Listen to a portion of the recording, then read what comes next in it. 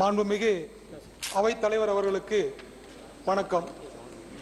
இந்தியாவினுடைய முதுகெலும்பாக இருப்பது விவசாயம் என்று சொன்னாலும் அதன் பின்புறம் இருப்பது போக்குவரத்து துறை.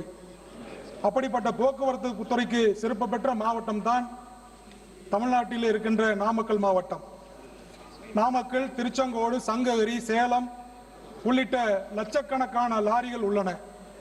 குறிப்பாக ட்ரெய்லர் எனப்படும் கனரக பொருட்களை ஏற்றிச் செல்லும் வாகனமும் அதே போல எல்பிஜி லாரிகளும் அதிக அளவில் உள்ளது நாமக்கல் பகுதி. லாரி உதிரி பாகங்கள் தேவைப்படும் போதெல்லாம் பல்வேறு வெளி மாநிலங்களில் இருந்து பெறக்கூடிய ஒரு அவல நிலை. இதனால் காலதாமதமாக ஏற்படுவதுடன் விலையேற்றம் அதிக அளவில் உள்ளது. இதனால் இதை போக்கும் வண்ணம் நாமக்கல் நகரிலே புதிய ஆட்டோமொபைல் பார்க் அமைக்க வேண்டும் என்று, அது தமிழகத்திலே முழுமையாக பயனுள்ளதாகவும் பொருட்கள் தாமதமின்றி கிடைப்பதற்கும் வாய்ப்புள்ளதாக இருக்கும். அதே போல நாமக்கல் மாவட்டம் திருச்செங்கோட்டில் தான் இன்றைக்கு உலகம் முழுவதும் இருக்கின்ற ஆழ்துளை கிணறுகளை அமைக்கின்ற அந்த லாரிகள் அங்கே இயங்கிக் கொண்டிருக்கின்றன. அதை சிறப்பிலே கொண்டு நாமக்கல் பகுதிகளுக்கு கண்டிப்பாக புதிய ஆட்டோமொபைல் பார்க்கை உடனடியாக அமைக்க ஆவணம் செய்ய வேண்டும் என்று மத்திய தரைவழி போக்குவரத்து அமைச்சர் அவர்களை அன்போடு நான் கேட்டுக்கொள்கின்றேன்.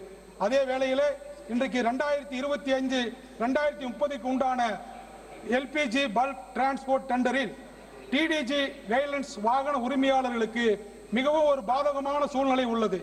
சிறு சிறு தவறுகளுக்காக 20,000 வரை அவதாரம் விதிக்கக்கூடிய அந்த சூழல் இங்கு இருக்கின்றது. 2018 டெண்டரிலே என்ன விலையை நிர்ணயித்தார்களோ அது இன்றைக்கு விலை ஏற்றத்துக்கு பிறகு, டீசல் விலை ஏற்றத்துக்கு பிறகும் 2025 அதே வாடகை குறிப்பிட வேண்டியதாக இருக்கின்றது. அதனால் அங்கு இருக்கின்ற எல்பிஜி லாரிகள் ஓட்ட முடியாத ஒரு அவல நிலை.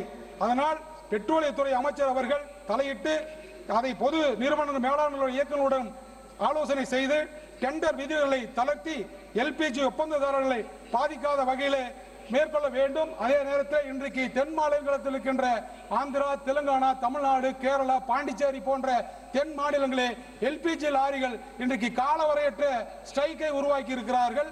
அதற்கு சிலிண்டர் தட்டுப்பாடுகளும் ஏற்பட வேண்டிய அந்த சூழல் இருக்கின்றது. இதை மனதிலே கொண்டு அந்த எல்பிஜி லாரிகளுக்கு உண்டான அந்த திட்டத்தை நீங்கள் செயல்படுத்த வேண்டும் என்று அன்போடு நான் கேட்டு இடமர்கின்றேன். நன்றி, வணக்கம்.